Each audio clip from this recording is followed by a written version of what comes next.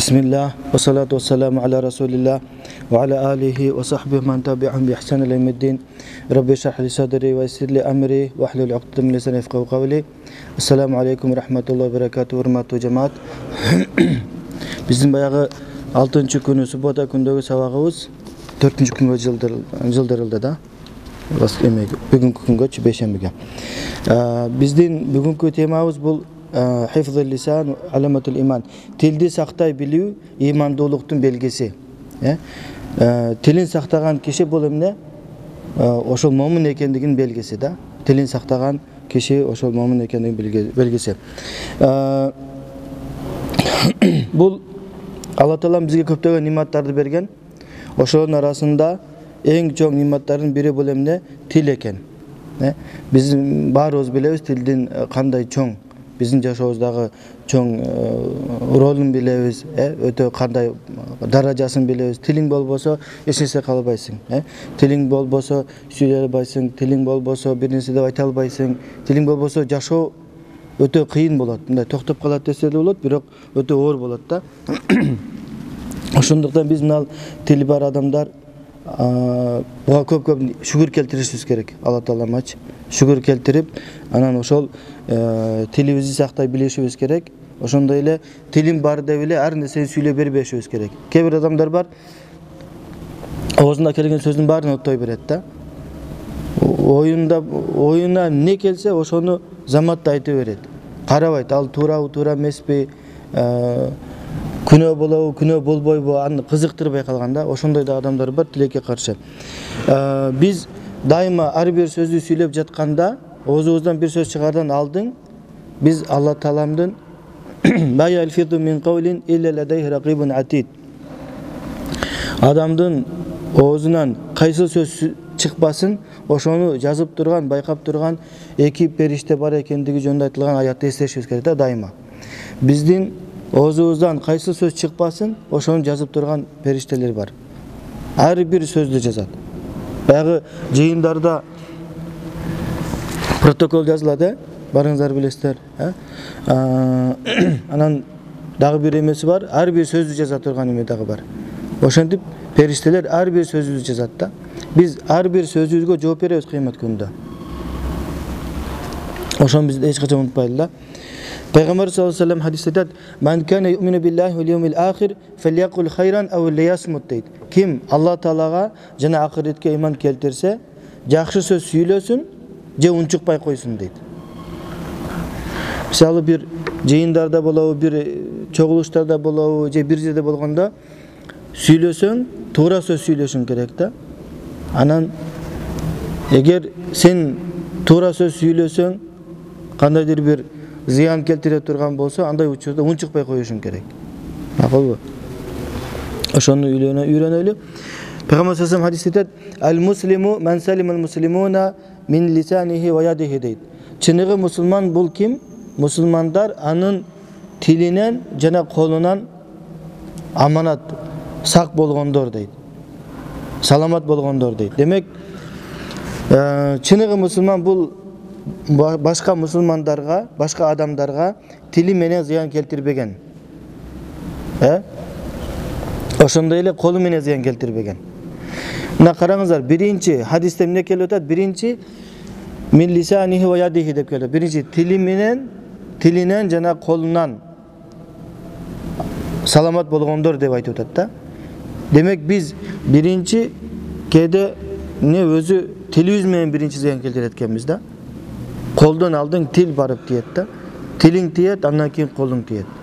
Ошондуктан биз башкаларга тилибиз менен мисалы сөгүп зыян келтирүүдөн, тилдеп зыян келтирүүдөн, кемсинтип зыян келтирүүдөн, мыскылдап зыян келтирүүдөн, шылдыңдап зыян келтирүүдөн сактанайлы.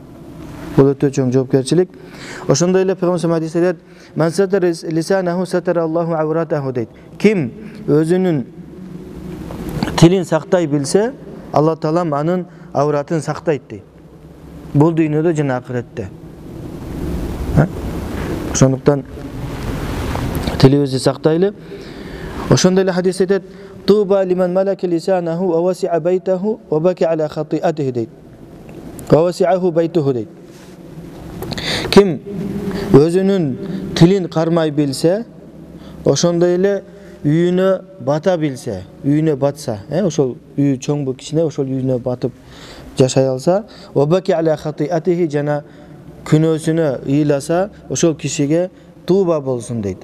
Туба деген жакшылык болсун деген мааниде бир мааниси. Дагы бир мааниси туба башка бир хадисте келген, шажаратун ясиру фи зиллиха ар-ракибу сари' 100 ам ва ла яктауха дейт хадисте. Туба бул бейиштеги бир дарак, анын көлөкөсүндө бир унага минген адам, улоого минген адам канча 100 жыл жүрөт дейт. 100 жылда дагы ошол көлөкөсүнөн чыгып кетпейт дейт. Аябай чоң дарак. Ошол дарак болсун дейт. Анан адамзатты тилекке каршы өтө көп күнөөгө дуушар кылган бул эмне? Тил да. Анан тилди сактаганда эмне сакташыбыз керек? Эң биринчи биз тилибизди эң чоң ошол тил аркылуу аткарыла турган эң чоң кулук мүнөз, эң жаман ыплас кулук мүнөз бул эмне? Жалган айтуу, калп айтуу. Жалган айткандан өзүбүздү сактайлы. Анан жалган дегенде тамашалап жалган айткан бул жалган болот. Кээбиркилер бир нерсе кылат, айтат, анан деп ишенсең бир аздан кийин мен тамашалап койдум дейт да. Тамашалап койдум эмес, мен жалган айттым деп айтышыбыз керек. Чындыгында ал тамашалаган жок, ал жалган айтып атат да.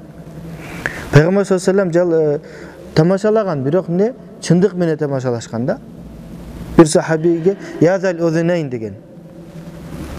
Эй, кош кулак деген да. Кош кулак деп, ошо эки кулактуу адам. Эки кулагы бар. Туура, ар бир адам эки кулагы бар да. Ошондой тамаша кылган пайгамбар, бирок чындык менен тамаша кылган да. Биз болсо өзүбүздүн тилибизди жалган айткандан жана жалган тамаша кылуудан сактайлы.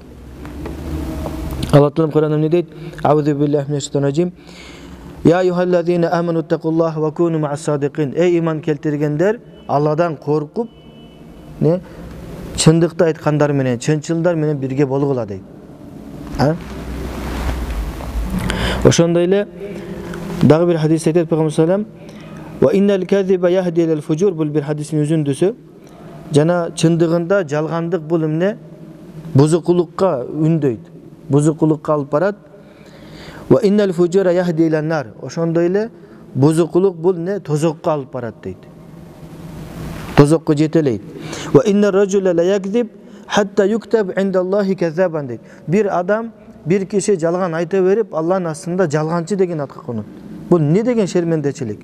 Алланын астында ким десе баягы жалганчы деп айтаттар да. Периштелер баары таанып калган. Биздин жашообузда баягы суу куйду деп коебуз го, мошенник, алдамчылар, ошентип таанылып калат да. Бул аябай жаман көрүнүш.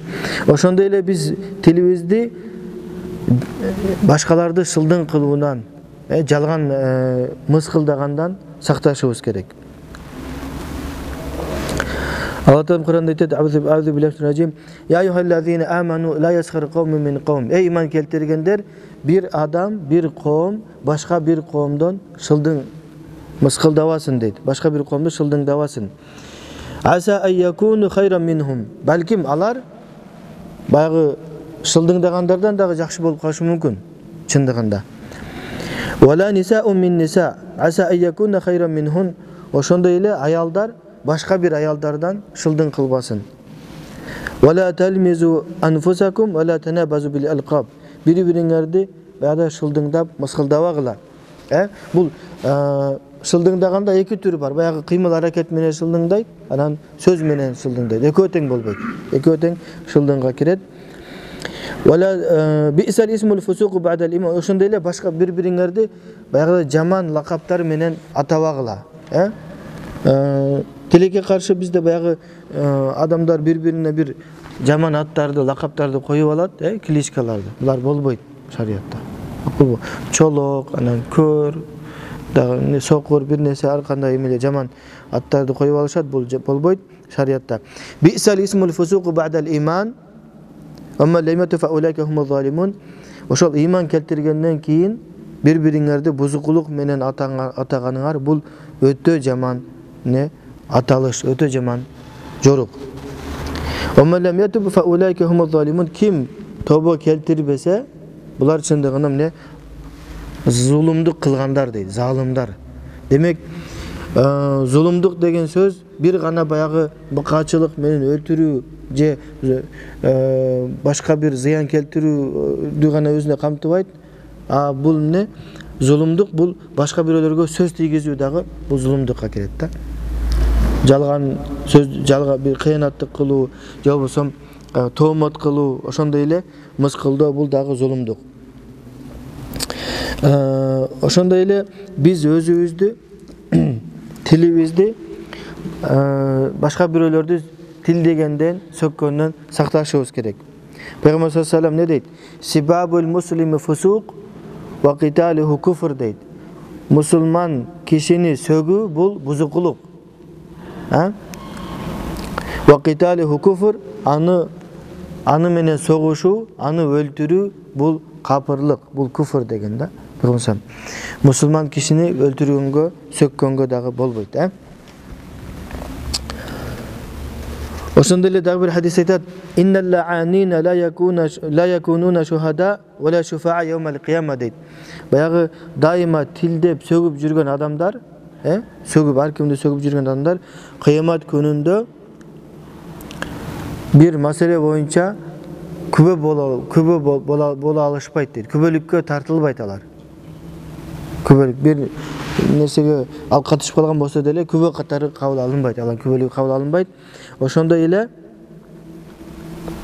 кыямат күнүндө алар шапаат да кыла албайт.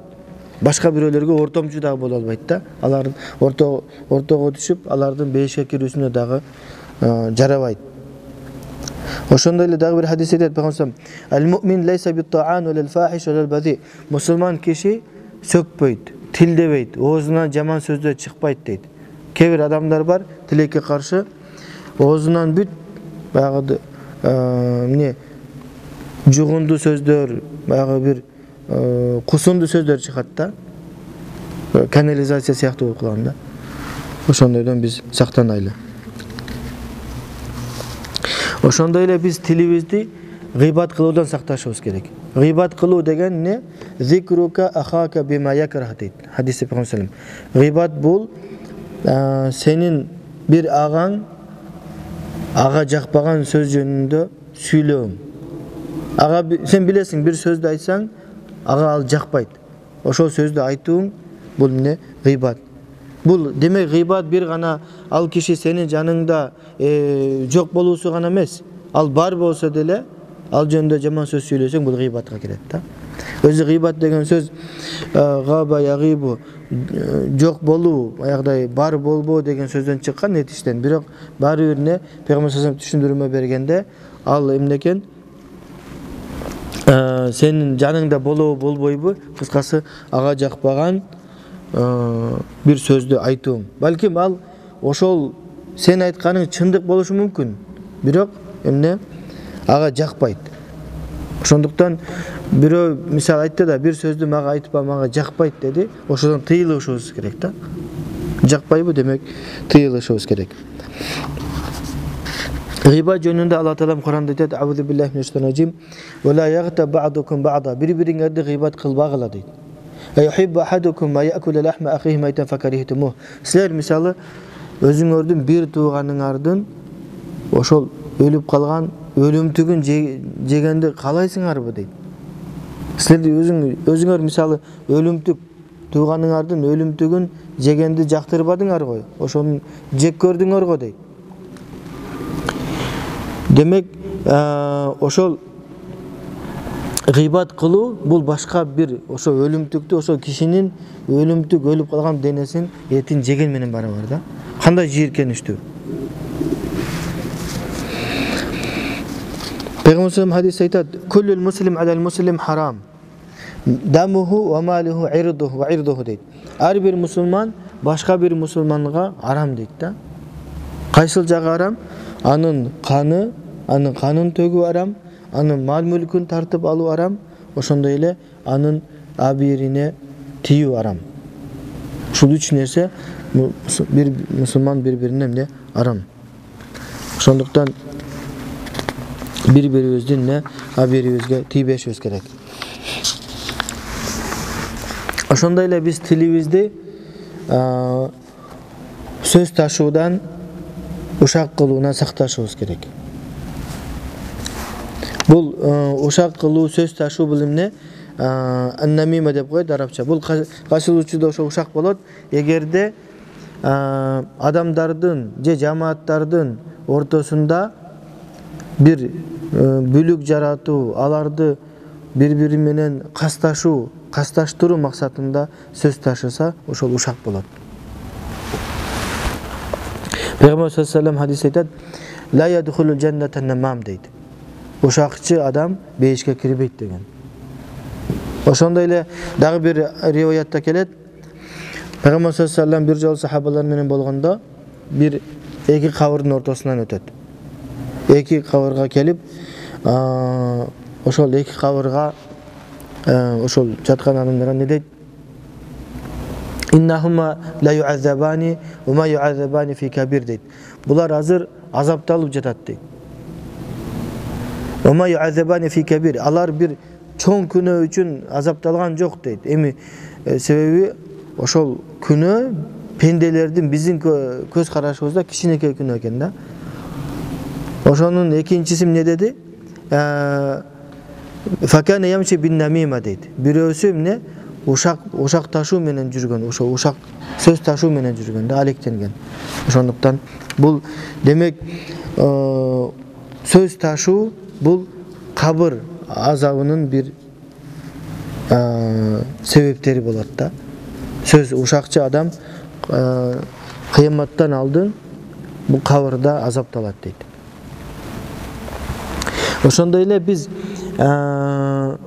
мисалы неме маселесиде жаңылык бир сөз укканда ошону биз алдын ала аныктап анан бир кадамга барышыбыз керек да. Алла Таалам Куранда эмне дейт? Аузу минаш режим: "Я юхаллазина аману ин жаакум фасиқун бинабаин фатабайяну ан тусибу каман bijahала фатусбиху ма фаалтум надимин."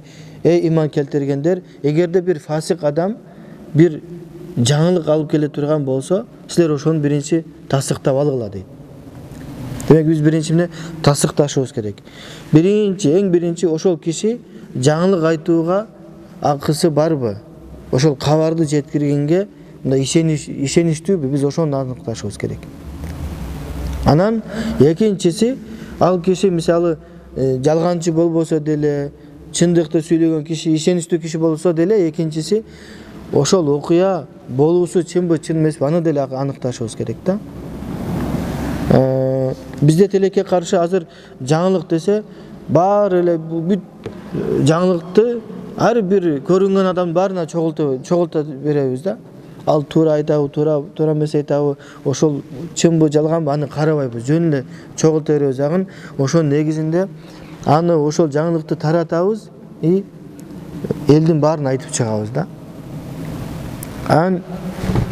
Бир маселе ошол жаңылыктарды таратууда кээде баягы биз жаман жаңылыктарды тез таратканды жакшы көрөбүз.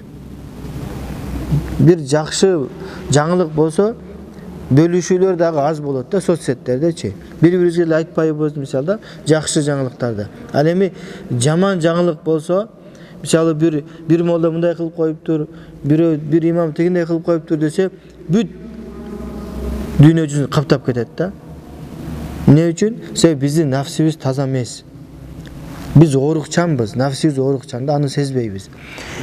Эгерде бир жалган кабарды бөлүшкөн болсок, элге жеткирген болсок, анан кийин ал жалган экендиги билинип калса, кайрадан канча кишиге бөлүшкөн болсоң, кайрадан ошол кишилердин баарына жеткиришиң керек. Бизде мисалы жаман кабар 10 миң, 20 миң бөлүшүү болот дагы. Андан ал жалаа болгон болот. Андан кийин аныкталгандан кийин кайрадан баягы киши чыгып ачыктап туура эмесин түшүндүрүп айткандан кийин аны эч ким бөлүшпөйт да. Ошол ким баягы жалган кабарды бөлүшкөн болсо, жаңылыкты, ошолордун ар биринин мойнунда бул аманат. Кыямат күндө жооп беребиз биз буга.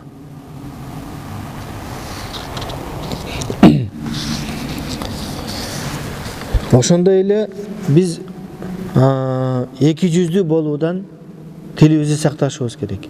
Кээде мисалы бирөөлөр бир туура эмес иш кылып жатса, биз мындай баягы биздин жалпак тил менен айтканда аны мындай эме кылып, калп эле колдоо көрсөтүп, баягы бизде көчө тилин неме деп коет, пардан берет дейт го. Пардан берип, аны бир нерсе кылып, жардан түртүп жиберебиз да. Бирок биз жүрөгүбүздөн сезебиз.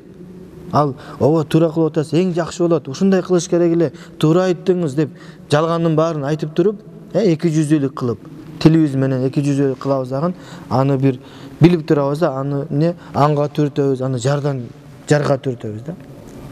Бул дагы эки жүздүүлүк. Тилибизди ошондой эки жүздүүлүктөн сакташыбыз керек. Ошондой эле баягы көк бет болуудан, жалпак тилде айтканда, көк беттенип талашып, тартышкандан дагы тилибизди сакташыбыз керек.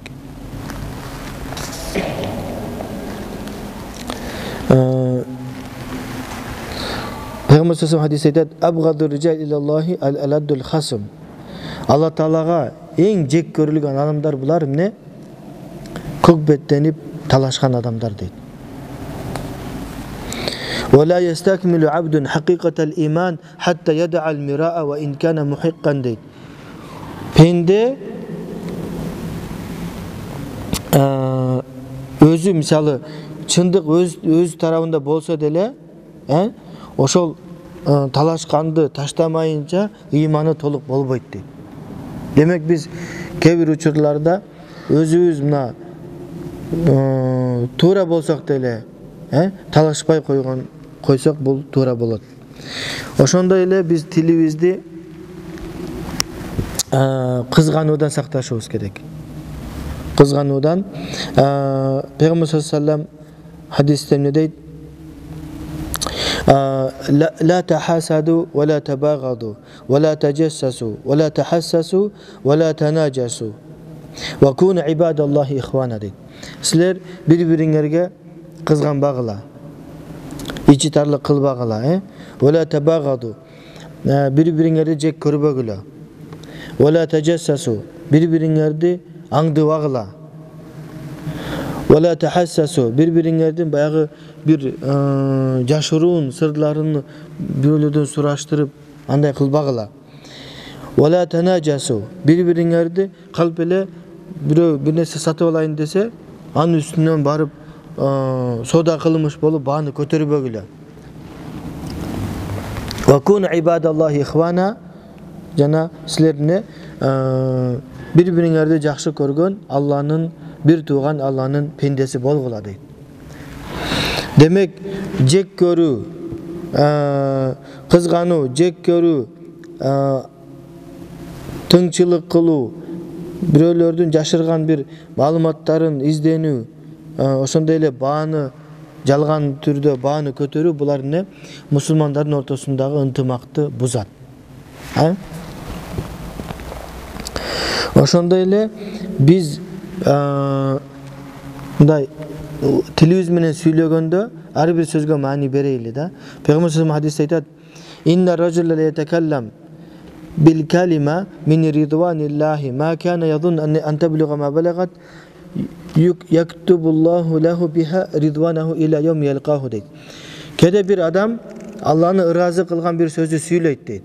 Ошол Алланы ыраазы кылган сөз ошончалык даражага жетүүсүн өзү деле элестетпейт, өзү деле күтпөйт дейт да. Ошол сөздүн шарапаты менен Алла Таалам ага эмне? Кыямат күнгө чейин андан ыраазы болот дейт да. Ыраазылыгын жазат дейт. Демек биз мындай дайыма Алланы ыраазы кыла турган сөздөрдү сүйлөгөндү үйрөнүшүбүз керек. Ошондой эле ва инна ражула ла ятакаллам бил калима мин сахатиллахи ма кана yazun an tablugha ma balagat yaktubullahu lahu biha sakhata ila yawmil qiyam ila yawm yalqahu. Ошондой эле кээде бир киши Allah'ın карын келтире турган, Алла Таала жек көргөн бир сөздү сүйлөп коет. Ал сөз баягы пенде күтпөйт дейт. Мынчалык даражада Алла Таалага жакпашынчы. Бирок эмне ошол сөздүн кесепетинен Алла Таала мага кыямат күнгө чейин андан аны жек көрөт дейт.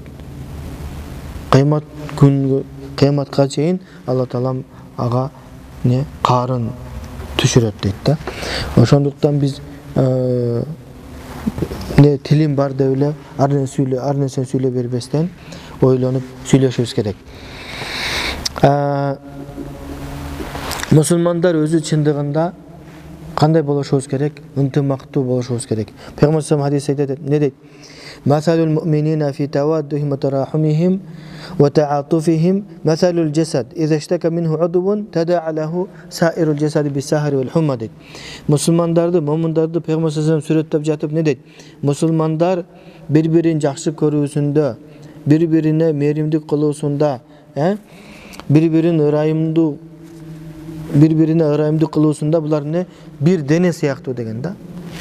Эгерде ошол дененин бир мүчөсү ооруй турган болсо, дененин бардык мүчөсү эмне? Бис-сахар вал хума түнү менен уктабай, баягыдай ысытма болуп, температура болуп чыккан сыяктуу бир дене сыяктуу деген да. Ошондуктан биз ошол хадиске амал кылып, бири-бирибиздин баягы бир тууган экенибизди сезишибиз керек. Ошондой эле биз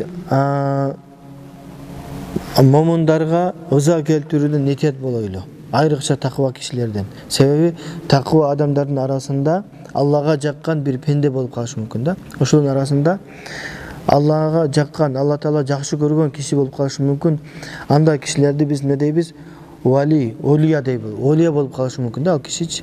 Эгерде олия болуп кала турган болсо, олияларга душмандык кылуу, аларга ыза келтирүү бул аябай коркунучтуу маселе. Пейгамбар хадис айтат, хадис кудсиде Алла Таала айтат: "Ман аада ли валиян факад азантуху бил харб." Бул бир хадистин үзүндүсү. Алла Таала хадис кудсиде айтат: "Ким менин бир олияма, мен жакшы көргөн пендеге душмандык кыла турган болсо" дейт, "мен ага согуш ачам" дейт. Өзөр кандай коркунучтуу. Ошол момун пендеге ыза келтирген киши, душмандык кылган киши бул Алла менен согушка менен барабар да. Ошондуктан биз демек не мусулман кишилердин баягы арам деди го, аларга жаман сөз сүйлөгөндөн этет болушубуз керек. Ошондой эле алар жөнүндө мындай өзү чын мусулман жөнүндө жаман күмөн кылбаш керек да. Өзү тартиби ошондой негизинен. Биз бирок тилекке каршы бизде азыр адамдар эң биринчи эле бирөө жөнүндө айтканда, ойлогондо жаман күмөн кылып калдык да. Себеби биздин жашообуз бузулду, өзүбүздүн мындай ыйманыбыз бузулду да, динге болгон мамилебиз бузулду. Дайыма не жаман ойлойбуз бирөө жөнүндө. А бул жаман ойлоо, жаман күмөн кылуу бул күнөө. Алла Таала Куранда не дейт? Аузубиллахи инна бa'да занни исм дейт. Чындыгында кээ бир ойлор бул күнөө деген да. Бирөө жөнүндө жаман ойлойсуң, кийин анан сага эмеси билинип калдыбы, чындыгы. Анан жаман ойлогонуң билинип калдыбы, анда тобо кылышың керек. Себеби күнөөкөр болуп калдың да. Ошондой эле бир мисалы бирөө бир жаман күнөө кылып койду, баарыбыз эми күнөөкөрбүз да. Күнөө кылып койду, ал таралып кетти. Ошондой белгилүү болуп мындай таралып кеткен учурда деле биз ал жөнүндө көп сүйлөбөшүбүз керек да. Аны баарына жайылтып, анан уктуңбу, билдиңби, өткөндө ушундай болуптур деп баарын айтып чыккандын кереги жок. Андан көрү биз Алла Тааладан ошол шербинде болуудан сактанышыбыз керек, жана дуа кылышыбыз керек да. Бул тилдин кесепеттери Тилдин кесепеттери боюнча жана тилди сактоо боюнча болду. Бул биздин биринчи темабыз эле. Эгер мисалы темага байланыштуу суроо болсо берсеңиздер болот. Гыйбат дегенде жаныбызда жок адам жөнүндө жаман жактарын айтуубуз гыйбат болуп эсептелет го. Биз ошентип түшүнөбүз, ооба.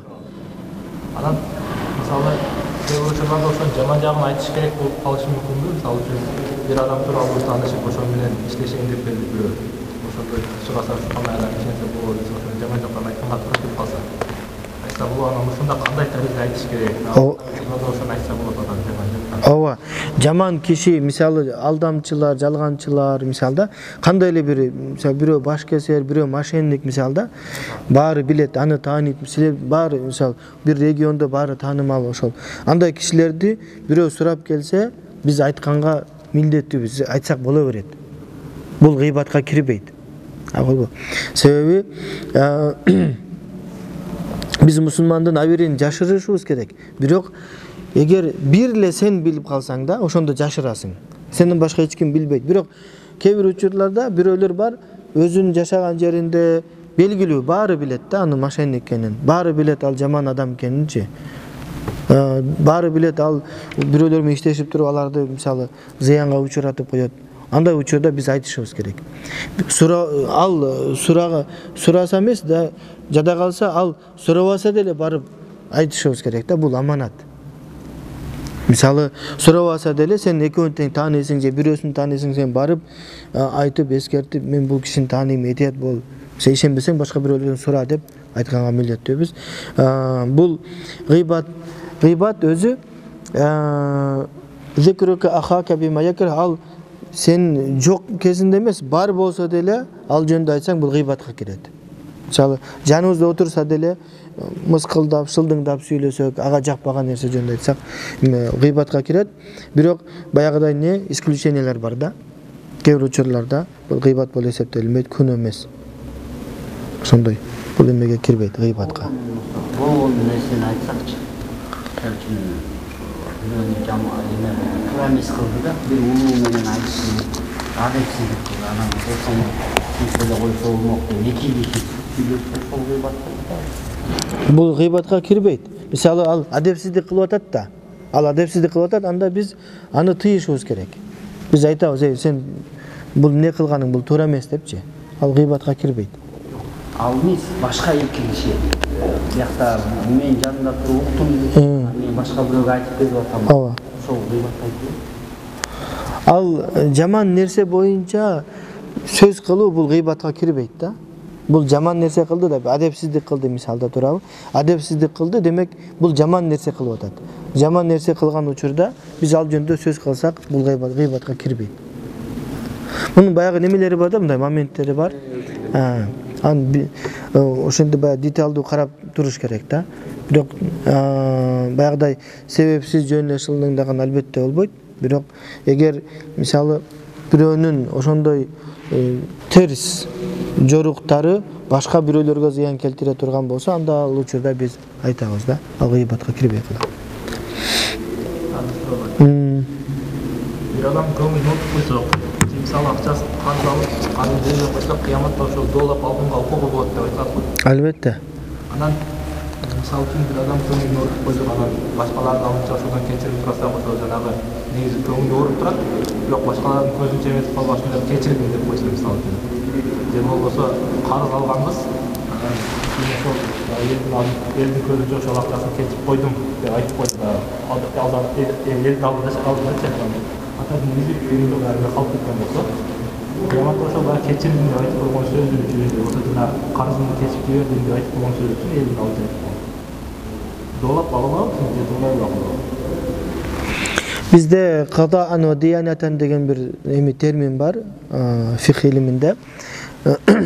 Мисалы кадаан деген бул казы соттун жанында келип айтса, мисалда сот.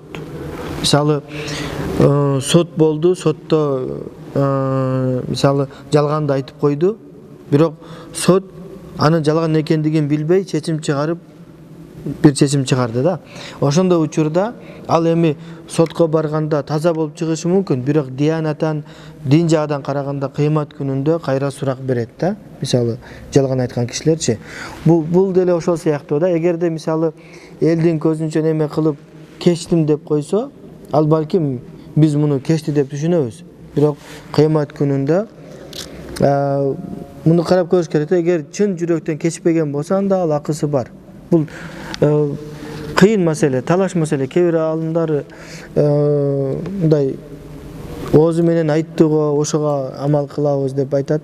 Анан кээ биркилер ал кыяматта каралып калышы деле мүмкүн дейт да. Ошондуктан мындай акы маселеси көбүнчө баягы жекече сүйлөшүлгөн жакшы болот. Элдин көзүнчө эмес, уялып калышы мүмкүн мисалда.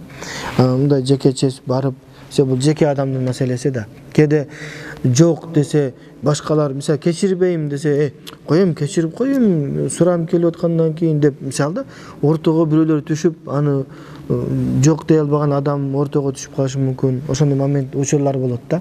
Ошого биз бирөөнүн акысын өзү менен жекече сүйлөшүп, анан чечип алганыбыз туура болот. Анан кандайдыр бир деңгээлде ал киши кыямат күндө албетте неме кылганга деле каралат да мунун эмесичи. Эгер кыямат күндө барып кайрадан бул маселени карап коюңуз деп Алла Таалага кайрылса, ал каралат да. Себеби ал айтат да, мен ошондой учурда мен сурады, мен жок дегенге мындай макул болгонго аргасыз болдум, жок дей албадым, элдин көзүнчө деп айтса, ал каралат да ал маселе. Карыз болгондон кийин бериш керек экен. Карыз маселесинде, карыз маселесинде ошол сумманы кайтарышыбыз керек. Бул аманат. Карызда. Күнөө бирөө пенде акысы мечитке келип намаз окуу менен, дуа кылуу менен кечирилбейт да.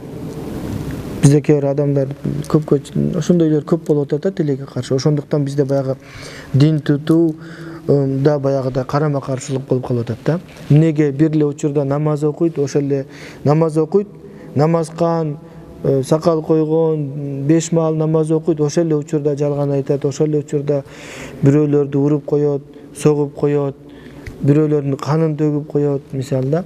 Мурдакы баягы мурда жаман адам болуп жүргөн, тоноп жүргөн, мисалда аракетти кылып жүргөн, анан азыр намаз окуйт, кээде бир жылда бир баягы жини кармалып калса, эме кылып коет да. Бул демек бул киши тобо кылган жок. Эгер мисалы бир адам бир күнөөнү менен белгилүү мындай адат кылып калганда, мисалы арак ичүүнү адат кылып алган, Кудайым сактасын баарыбызды, зына кылганды адат кылып алган, каракчылык кылганды адат кылып алганда, ошо анан алар тобо кылып намаз окуп баштады дагы, анан бир жылда бир ошонун күнөөсү кайталанып калса, бир жылда бир, 2 жылда бир кайталанса, демек ал киши тобо кылган эмес, ал тобо кыла элек. Качан тобо кылган болот? Эгер ошол күнөөсү таптакыр кайталанбаса, ошондо ал киши чыныгы тобо кылган болот да. Азыркы кылган тобосу бул эле убактылуу тобо да. Ошондуктан Алла Таала дейт: "Я айюхаллазина аману тубу илаллахи тавбатан насуха" дейт. Иман келтиргенде силер толук таза тобо кылгыла дейт да. Тавба насуха эмне дегенде бизде тафсир алымдар дейт, ошол баягы кайталанбаган күнөө дейт да. Сен ошол күнөөнөн тобо кылып, экинчи жолу кайталабасаң, мына ошол чыныгы тобо. Мына тобонун, күнөөнүн кабыл болуусунун бир белгиси дейт алымдар. Ошол күнөө кайталанбаса, демек Алла Таалам сени ошол тобоңду кабыл алды дейт. Деп түшүндүм дейт да. Биздин кийинки темабыз суроо жок, кийинки темабыз бул ошого эле шайкеш, бул гелли судур, көкүрөктөгү жек көрүү оорулары.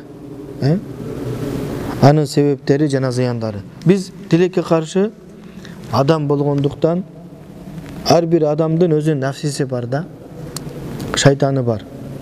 Бул нафси дайыма жамандыкка үндөп турат.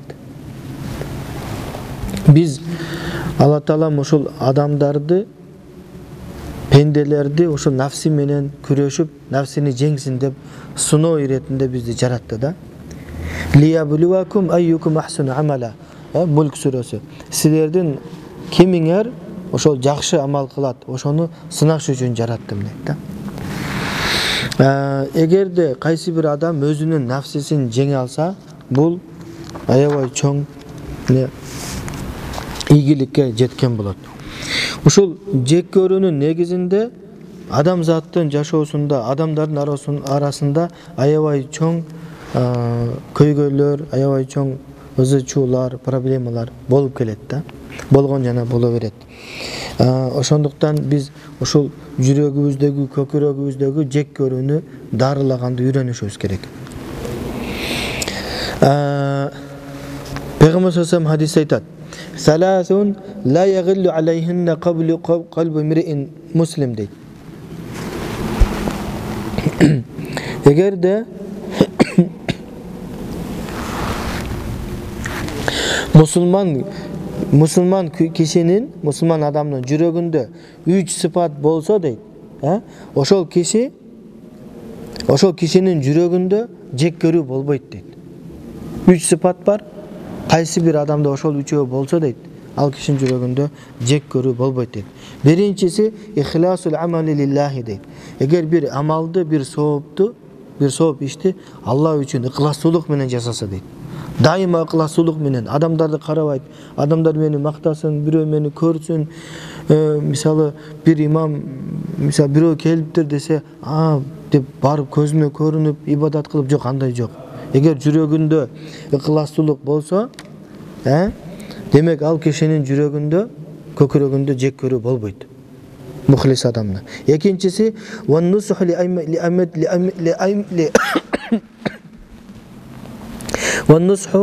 аимматил муслимин дейт.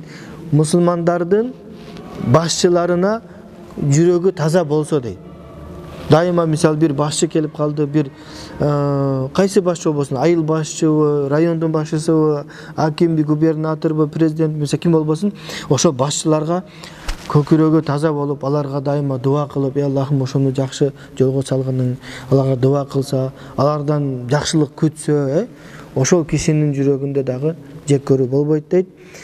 Валузуму жамаатихим, ошондой эле 3-чү сыпат бул момундардын жамааты менен, мусулмандардын жамааты менен бирге болсо дейт. Дайыма мындай эл менен чогуу болоюн, эл менен бирге болоюн, башчыларга баш ийейин, амирлерге баш ийейин деп, деген сыпат менен таанылса, ал киши жүрөгүндө ошондой сыпаттар болсо, бул кишинин жүрөгүндө жек көрүү болбойт дейт. Мына мисалы амирлерди сыйлоо, башчыларды сыйлоо, биз тилекке каршы мен эми чет өлкөдө окуп, дайыма биздин коомчулукту башка коомчулуктар менен салыштырып келем да. Бул эми бизге сиңип калган. Бизде тилекке каршы мындай байкап көрсөм, биздин адамдар мындай башчыларды сыйлабайт экенбиз да. Анан сыйлаганды деле билбейбиз. Анан сыйлабайбыз, сыйлаганды дагы билбейбиз. Анысы аз келгенсип, баарыбыз башчы болгонду жакшы көрөбүз. Мына мисалы статистикага комитетине барып сурап көрсөңүздөр болот, башка мамлекеттер менен салыштырыпчы. Бизде баягыдай жеке ишкер, анан баягыдай ОСО фонд аябай көп да. Анан көпчүлүк ачылып иштебей турган баягыдай мекемелер аябай толтура. 100 000 деген да. Алардын баарын чогултуп туруп 7 миллионго араң жеттик, 7 миллионго бөлсөң аябай чоң цифра чыгып калат да, процент менен эсептегендечи. Демек биз бул нени билдирет? Биз табиятыбыздан мындай бирөөнү өзүбүзгө башчы кылганды каалабайт экенбиз да. Бирок бул жакшы эмес. Бул момундун сыпаты эмес да. Биз башчыларды сыйлаганды үйрөнүшүбүз керек. Баарыбыз башчы, биз баарыбыз башчы болуп алсак, анда ким башка жумушту кылат мисалы? Ким мисалы башка жумуштарды аткарат? Ошондуктан башчыларды сыйлаганды үйрөнөйлү, жана ошондой эле мусулмандардын жамаатында болгонду дагы үйрөнөйлү. Бул жек көрүү, бул аябай жаман, жийиркеничтүү бир сыпат. Бул не кылат? Мунун жаман жери ыйманды алсыратат. Жүрөгүндө жек көрүү бар кишинин ыйманы бул алсырайт да. Билинбегени менен акырындык менен ыйманын алсыратат. Жанан адамдын жүрөгү ошол жек көрүүгө толуп кете турган болсо, барып толуп кала турган болсо, анда ал кишинин жүрөгү оорукчан болуп калат. Биз мына мисалы бир денебиз ооруса, больницага барабыз, врачтарга барып көрүнөбүз, бирок нафсибизди дарылаганды дагы эле үйрөнө элекпиз да. Биз нафсибизди дарылашыбыз керек. Көптөгөн адамдардын нафсиси оорукчан. Намаз окубасын, жакшылык сооп амалдар кылбасын, бирок сен мисалы башың ооруп атса, башыңды дарылайсың да, мисалы сен башың ооруп атат, бирок колуңду дарылайсың. Аны эмне? Мен колуңду дарылоо менен, мисалы башың айыгып калбайт да. Ошондой эле биз парыздарды аткарып атабыз. Мисалы намаз окуп атабыз, закет берип атабыз, орозо кармап атабыз, азырлыкка барып атабыз, бирок бул парыз аткаруу, нафсибизди дарылабай жатабыз. Нафсини дарылаш үчүн ошол нафси ооруларын окушубуз керек, үйрөнүш керек. Нафси ооруларына эмне кирет? Бул. Муну кантип дарылаш керек? Ошону үйрөнүшүбүз керек да. Ошондо нафси тарбияланат. Анан сен башка эле жагыңды дарылап, анан буягың ооруп жүрө берсе, анда көп деле таасир болбойт да. Мисалы бир дарыны ичтиң, анын артынан ошол дарынын таасирин жок кыла турган бир нерселерди ичип алдың да дагы. Анда эмне? Дары ичкениңде кайрадан анын үстүнөн башка баягы жууп кете турган бир нерсени суусун ичип атасың да. Тилекке каршы биздикилер ошондой, бизде ошондой көп болуп атат да. Бул жүрөктүн таза болуусу аябай чоң немат, аябай чоң даража. Алла Таалам Куранда эмне дейт? Илля мен аталлаха би калбин салим дейт. Бир гана ким кыямат күнүндө таза жүрөк менен Аллага жолукса, ошол киши бейишке кирет деген да. Демек, жүрөктүн таза болуусу, көкүрөктүн таза болуусу бул мусулманды, пендени бейишке киргизе турган бир белгилердин бирөөсү да. Кимдин жүрөгү таза болсо, бул сүйүнүш керек да, бул аябай чоң немат. Анан жүрөктүн, көкүрөктүн таза болуусу бардык пенделерге бериле бербейт да. Бул бир гана кайсы бир адам өзүнүн нафсисин жеңсе, ошондо анан баягы даражага жетет. Жүрөктү кантип таза сактайбыз? Жүрөгү таза адам бул кандай болот? Эң биринчиси бул ширк кылбайт. Бул ширк кылуу, Аллага сыйынып, дагы башка бир нерсеге сыйынуу, бул аябай бул чоң зулумдук. Лукман алейхиссалам баласына айтат: "Инна ширка ла зулмун азим" дейт. Ширк кылуу бул чындыгында аябай чоң зулумдук да. Бул дегениң Алла Таала кыйыр түрдө Алладан башка дагы бир Кудай бар дегениңдин бир белгиси да. Жүрөгү таза адам жек көрбөйт. Жүрөгү таза адам башкаларга кызганбайт. Бакылдык кылбайт. Сараңдык кылбайт. Жүрөгү таза адам текебер болбойт. Жүрөгүндө текеберчилик болбойт. Жүрөгү таза адамдын жүрөгүндө баягы дүйнөнү ашыкча сүйбөйт. Мындай кээ бир адамдар бар, дүйнөнү 24 саат ойлогону бүт дүйнөдө. Акча чогултуш керек, акча, байлык. Башка эч нерсени ойлобойт да. Бүт качан карасаң ушул дүйнөнүн камы менен да. Намаз деле ибадаттан алыс, динден алыс, бирок ошол акчаны чогултканда дагы карабайт, ал тазабы, адалбы, адал эмеспи, арамбы, арам эмеспи, аны карабайт, чогулта берет да. Ошондой эле жүрөгү таза адам башчы болууну каалабайт. Биз бир жерлерге, бир мекемеге же бир эмелерде башчы болгонду дайыма мындай башчы болбогонго аракет кылышыбыз керек да. Бул жоопкерчилик. Пайгамбар саллаллаху алейхи ва саллям бир сахаби келип айткан: "Я Расулаллах, Алланын элчиси, мени бир кызматка албайсызбы?" деген да. Дегенде жок деген да. Ал капа болуп калган.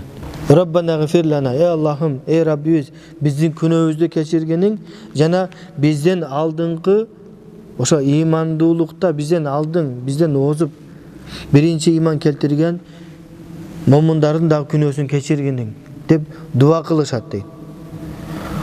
Wala tec'al, oşonda Allah dualarında ne deyt? Wala tec'al fi kulubina gillan lillezine amanu Rabbana inneke raufur rahim. Ey Allah'ım, bizdin jürögübüzde bizden aldın ötüp ketken momundar boyunca jürögübüzde bir kir kaltırbaganın dep dua kılışat deyt da.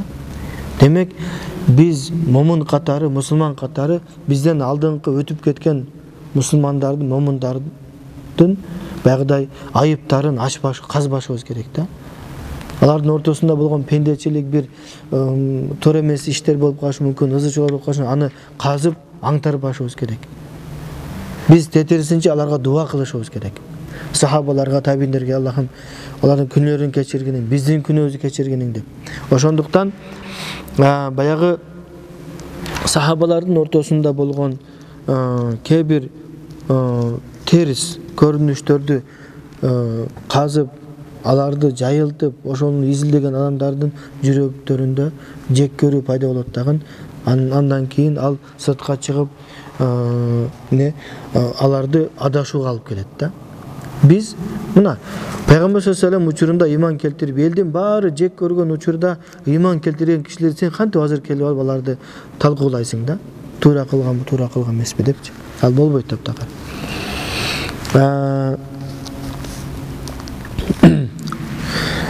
Ошондой эле кантип мисалы кандай учурда кантип мусулман кишинин жүрөгүндө баягы жек көрүү пайда болот. Эмне үчүн ошол оору, жүрөк оорусу пайда болот, Эң биринчиси, эгерде пенде Алла Тааладан алыс болсо, ал ошондо анын жүрөгүндө баягыдай жүрөк оорулары пайда болот. Эң биринчиси. Экинчиси, эгер пенде жүрөктүн таза болуусунун фазилетин билбесе, ал жөн анын соогун билбесе, ал кишинде дагы жүрөгүндө оорулар пайда болот. Ошондой эле эгер пенде тез кыжырланса, тез жинденсе, тез жини келе турган болсо, ал кишинин дагы жүрөгүндө баягыдай оорулар пайда болот да. Ошондуктан биз тез жинденгенден, баягы тез нерв болгондон сактанышыбыз керек. Анан дуа кылышыбыз керек. Ey Allah'ım, ben ошол жаман сыпаттардан сакта. Ey Allah'ım, менде ушундай бир тез нервтенип кетүү жаман сыпатым бар. Ошону менен сакта деп дуа кылышыбыз керек да. Дуа менен иншалла жеңсек болот. Ошондой эле адам зикир кылуудан алыстаса, Алланы көп эстебесе, көп дуа кылбаса, ошон ал кишинин дагы жүрөгүндө баягы шайтанга жол ачылат дагы. Жүрөгүндө баягы жүрөк оорулары пайда болот. Анан кечиргенди билбеген киши, кечиримдүүлүгү жок кишинде дагы жүрөгүндө жүрөк оорусу пайда болот. Биз бири-бирибизге кечкенди үйрөнөлү да. Кечип койгонду үйрөнөлү. Кечиргенди үйрөнөлү. Ошондой эле кечирим сураганды үйрөнөлү. Эгер мусулмандардын ортосунда иман үчүн жакшы көрүү, күнөө үчүн жек көрүү түшүнүгү жок болсо, анда ошол учурда дагы жек көрүү пайда болот. Биз мисалы бирөөлөр менен таанышып калганда, мисалы каяктансың деп таанышып калып, эгер сен жашаган облустан болсо, баягы киши өзүңө жакын болуп, жүзүңө бейтаныш эле бир чочун киши жүзүңө мындай жарык көрүнүп калат го, Анан дагы таанышып келип көрсөң, мисалы бир райондо, балким бир райондо болуп каласың, анда дагы жарый түшөт. Эгер бир айылдан болсо дагы жарый түшөт. Бул биздин баягы мындай адамдык эме да, бул адамдык сезим. Бирок ошол сезим биз ыймандуулукка айлантышыбыз керек да. Ыймандуулук дегенде бул мисалы намазкан болсо биз жакшы көрүшүбүз керек. Куран жаттаган болсо, кары болсо жакшы көрүшүбүз керек. Намазга бекем болсо, орозого бекем болсо, ибадатка бекем болсо, ошо жакшы көрүп үйрөнүшүбүз керек да.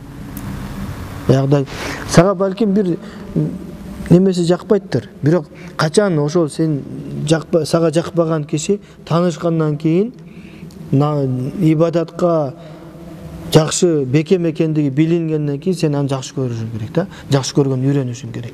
Ошондой эле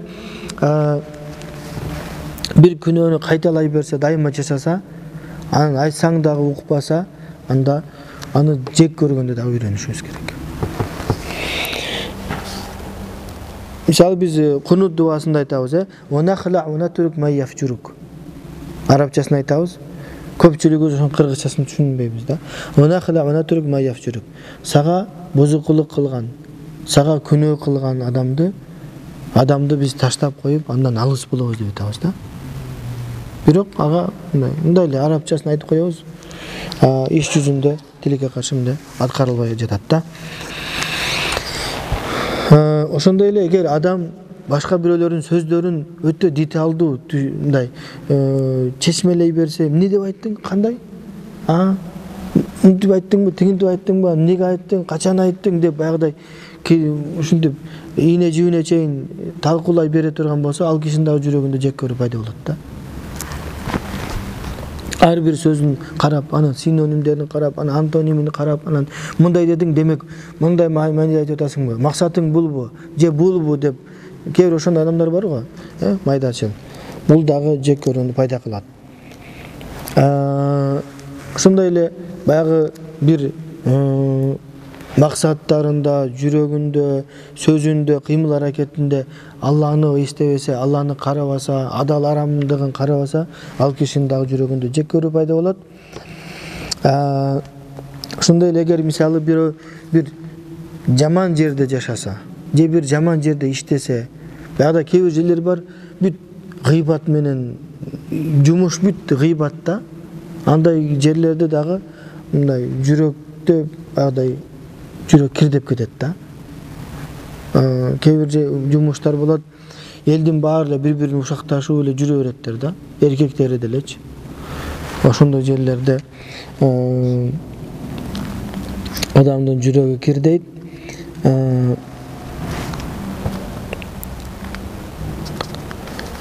Ошондой эле баягыдай дүйнөнү ашыкча жакшы көрүп калса, ойлогону бүт дүйнө болуп, адам адал арамдыгына карабай эле дүйнөнү байлыкты чогулта берсе, ал кишинин дагы жүрөгүндө жек көрүү пайда болот. Пейгамбер хадисте айтат: "Изхад фид дунья юхиббукалла" дейт. Сен бул дүйнөгө көп берилбегениң дейт да. Эгер сен дүйнөгө көп берилбесең, Алла сени жакшы көрөт дейт. "Вазхад фима фи айдин нас юхиббук" дейт. Анан адамдардын колундагы нерсеге көз артпасаң, ага көп кызыгууну артпасаң, анда адамдар сени жакшы көрөт дейт. Бул түшүнүктүү эле да. Мисалы, эгер бирөө бай адам болсо, анан бирөөлөр менен отурса, улам эле аны сурап, "Менге машинаңыз кандай, анан кантип акча табасыз?" Анан тиги бул деле сурай берсе, анын байлыктарын тиги бул сурай берсе, же карыз сурай берсе, ал киши мындай алыстап кетет го, сурай берет деп. Ошол сыяктуу эле да. Ошондой эле эгер бирөө баягыдай адамдардын жанында үстүнө чыгып, астына чыгып сүйлөгөндү жакшы көрсө, эмне эле болсо өзүн аралаштырып эле, башка эле темада болсо деле өзү чыга калып, микрофонду алып, эч ким чакырбаса деле, мисалы, тизмеде деле жок, өзү чыга калып, ошондой адамдар бар го, жок болсо деле өзүн жаздырып коюп, мени жаздырып койчу деп суранып, баягыдай элдин жанына чыгып сүйлөгөн жакшы көргөн адамдар бар. Бул ошондой кишилерде эле эмне жүрөгүндө жек көрүү пайда болот дейт да. Эмне үчүн? Себеби ал барып микрофон сурайт, бербей коет. Барып тизмеге жаздырайын дейт, аны жазбай коюшат. Ошондо жек көрөт да, аны деп, "Неге жазбайсыңар?" деп, аны жек көрүп, ошондон аны жек көрүү пайда болот да. Фудайл бин Ияд деген бир таква алым киши болду, таква киши болгон, таквадар. Биздин ошол тасаввуф китептери, бизде тасаввуф деген бар да. Тасаввуф деген жүрөктү тазалоо. Бизде устаздардын бирөөсү ошол тасаввуф боюнча атайын бир сабактар өтүп атса керек. Тасаввуф дегенде тилекке каршы кээ бир адамдар бар. Тасаввуф десе эле баягы суфи деп баягы секирип же бир нерсе кылып туура эмес ибадаттарды жасаган же бир мындай бир көз боемоочулукка аралашкан бир суфизмдин баягы туура эмес жагын неме кылаттар да. Ал туура эмес. Бизге тасаввуф керек. Биз өзүбүздүн жүрөгүбүздү тазалап турушубуз керек да. Жүрөктү тазалап турушубуз керек. Ошол тасаввуфту карманган таква кишилердин бирөөсү Фудайл бин Ияд айтат: "Ма мин ахадин ахабба риясата илля хасад" дейт. "Илля хасад ва бага ва татабба уюбан нас ва кариха ан юзкара ахадун би хайр" дейт. Кайсы бир адам башчылыкты жакшы көрсө, башчы болуу менен ооруса, ошону дайыма эңсесе дейт. Ал киши баары бир ошол кишинин жүрөгүндө бир күн болбосо бир күн жек көрүү, кызгануу пайда болот дейт. Кызгануу пайда болот дагы, ал ошол кызгануу анын башка сезимдерин бүт басмырлап алат дагы, адамдардын айыптарын, адамдардын бир туура эмес иштерин изилдеп баштайт дейт. Бүт авраттарын изилдеп, бул не күнөө кылды, бул не кылды деп изилдеп баштайт дейт. Анын жанында бирөө бир жакшы амал кылган адам анын жанында макталуусун дагы жактырбайт дейт. Ошондой оору менен жек көрүү менен ооруган кишинин жанында бирөөдү мактасаң, ал жактырбайт да. Анын жүрөгү кабыл албай калат. Койчу ошонуңду деп. Анын сөзүн айтпачы мага деп мындай. Атын айтпачы деп эме кылып баштайт да. Жүрөгү оору да. Жүрөгүнө катуу тиет да. Ошондой эле адамдар менен көп аралашуу бул дагы жек көрүүнү пайда кылат дейт. Себеби адамдардын арасында ар түрлүү адамдар бар да. Солих адамдар бар, жакшы адамдар бар, жаман адамдар бар, күнөөкөр адамдар бар. Анын элдин баары менен дайыма эле 24 саат эл менен аралашып эле, жакшы заманына карабай эле, бүт тандабай эле, адам тандабаган кишилер бар го, ким менен болсо деле отура берет, ким менен болсо сүйлөшө берет. Бул дагы жек көрүүнү жүрөктө пайда кылат дейт. Ошондой эле баягыдай бир маселеде тез чечим чыгарса, бул дагы жек көрүүнү пайда кылат дейт. Себеби баягы жаман кабар бирөө ушакташып алып келсе деле, ошол заматта эле телефон чалып эле мисалда баягы кишиге айтты: "Сен эмне деп атасың? Мен жөнүм эмне дедиң? Андай мындай." Мисалы бирөө айтты да, сени жамандап атат десе, тактабай эле да. Телефон чалып ал менен урушат, же болбосо жек көрүп калат, тактабай эле. Бул не шашылгандыктан да. Бул дагы жек көрүүнү пайда кылат. Ошондой эле ашыкча шылдыңдап, ашыкча тамаша көйлүк кылуу, жалганды аралаштырып, жалган менен тамаша кылган кишинде дагы жүрөгүндө жек көрүү пайда болот. Бирөөлөр жөнүндө жаман ойлоо. Бул жөнүндө айттык, жаман күмөн кылуу, бул дагы жүрөктө жек көрүүнү пайда кылат.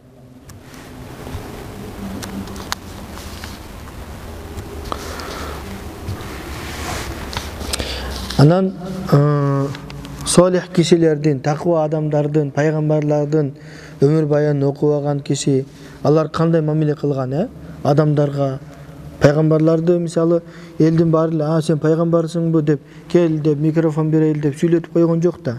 Тетирисинче жамандадылар, акмак дедилер, жинди дедилер. Пайгамбар саллаллаху алейхи артынан жүрүп алды го. Каяка барса артынан жүрүп, бул акылынан тайган, бул мен энимдин баласы болот деп, ошондой. Ошолорго булар кандай сабыр кылган пайгамбарлар? Пайгамбар саллаллаху алейхи кандай сабыр кылган? Муну эгер ошол пайгамбарлар тарыхынан гапыл калган болсо, ал жөнүндө маалыматы жок киши болсо, анын деле жүрөгүндө жек көрүү пайда болот дейт. Ошондой эле эгер адам дайыма бош болуп калса, бош убактысы ашыкча болуп калса, ал кишинин дагы жүрөгүндө жек көрүү пайда болот. Себеби дайыма отуруп алып ар кимди ойлой берет да. Бул байып кетти. Кантип байыды? Да бир нерсе кылгандыр, бир арам нерсе кылып атат, бир нерсени сатты да, кантип эле айлыгы аз болуп туруп кантип бул машинаны сатып алды? Демек бул пара алат Көн ушундай жаман ойлор келе берет да адамга. Бул эмне ашыкча бош убактысы болуп калса. Ошондой эле адам өзүнүн напсисин ээрчий берсе, анын дагы жүрөгүндө жек көрүү пайда болот. Шайтандын айтканын, шайтандын баягыдай азгыруусуна баш ийсе, бул кишинин дагы жүрөгүндө жек көрүү пайда болот. Ошондой эле кызгануу. Кызгануу дегенде өзү биз шариятта кызгануу болбойт да. Бирөөлөрдүн байлыгына кызгануу, неге ал киши бай, неге мен кедеймин, неге ал кишинин машинасы мындай, менин машинам мындай, неге ал ушундай чоң үй салып алды, мен андай чоң үй салып албайм деп кызгануу, ошол сезимге дагы күнөө жазылат да. Бул эч кимге кереги жок, бул ашыкча күнөө да. Мен ашыкча күнөө деп коем. Андан көрү сен ошону тилесең, дуа кылсаң, я Аллахым, бир бай кишини айтып, ушул кишиге дагы байлык бер, буга дагы жакшыраак машина сатып алсын, буга деп дуа кылсаң, периштелер сага дуа кылат, сага да ошондой болсун депчи. Биз ошону үйрөнөлү. Шарият боюнча эки гана учурда кызганса болот. Ла хасада илля фи снатайн. Хадисте келген, рожулун атахуллаху малан атахуллахул Кур'ан фахуа ятлуху ана алей ва ана нахар. Алла Таалам бир кишиге Кур'ан берген, ал ошол Кур'анды түнү күнү окуйт. Аны кайталайт, аны менен намаз окуйт, тахажжуд окуйт. Ошол кишиге кызгансаң болот да. Мисалы, мисалы бирөөнүн мисалы баласы илимдүү болду. Мага кызгансаң болот. Неге мен балам андай болбойт деп.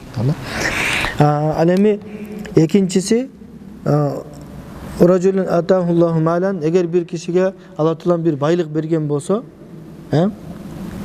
ошол байлык аркылуу ал киши не садака кылса, дайыма садака кылат, кайрымдуулук кылат, ошол кишиге не кызганса болот деген да, Пейгамбар саллаллаху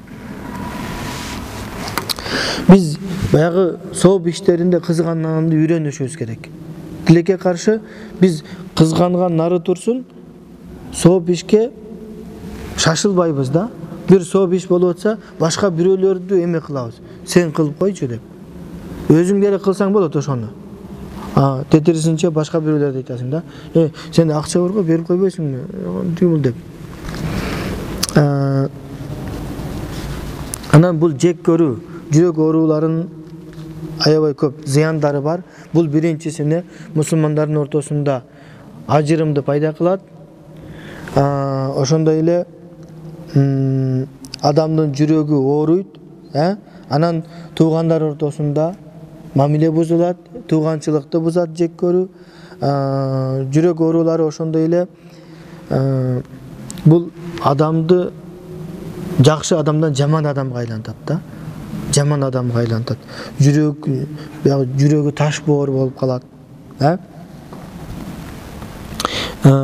Ошондой эле жек көргөн, жүрөгү ооруган киши Алла Тааламдын туура жолунан алыс болот. Анан эң коркунучтуусу бул эмне? Баягы сооптордон кур калат да. Пейгамбар саллаллаху алейхи ва саллям ошо хадис менен неме кылат, сөзүбүздү аяктайлы. Пейгамбар саллаллаху алейхи ва саллям хадисте айтат: адам баласы эгер бир күнөө кыла турган болсо, жүрөгүнө бир дак пайда болот дейт. Точка, дак пайда болот. Эгерде ал истигфар айтып, тоба кыла турган болсо, ал ошол тазаланат дейт. Бирок эгерде ал истигфар кыла берсе, эгер истигфар кылбаса, баягы күнөө кыла берсе, улам күнөө кылып, күнөн артына тоба кылбай кайталай берсе, аягында жүрөгүнө мөөр коюлат дейт да. Ошол жүрөгүнө мөөр коюлганда капкара болуп, дагы бир хадисте келет: ла я'риф ма'руфан ва ла юнкиру мункаран дейт. Жакшылыкты жакшылык деп билбейт, сооп ишти сооп катары билбейт, күнөөнү күнөө катары билбей калат да. Бул аябай чоң коркунучтуу. Ошондуктан биз дайыма дуа кылышыбыз керек Алла Тааладан. Ошол биздин жүрөгүбүздү ар түрлүү жүрөк ооруларынан сактаганын деп. Азыр азанга 1-2 мүнөт калды. Азан айтылганда эми ар түрлүү риваяттар бар. Бир риваятта келген Пайгамбар саллаллаху алейхи вассалам неде үйрөткөн бизди? Азан айтылганда ошол азанчы эмнени айтса ошону кайталашыбыз керек да. Ошону үйрөнөлү. Бизде адамдар бар, азан айтса унчукпай эле отура берет да. Азан айтылганда ошол азанчы эмнени айтса ошону кайталайбыз. Аллаху акбар десе Аллаху акбар дейбиз. Ашхаду ан ла иляха ашхаду ан ла иляха илlallah дейбиз да. Кайсы сөздү айтса ошону кайталайбыз сүйлөмдө.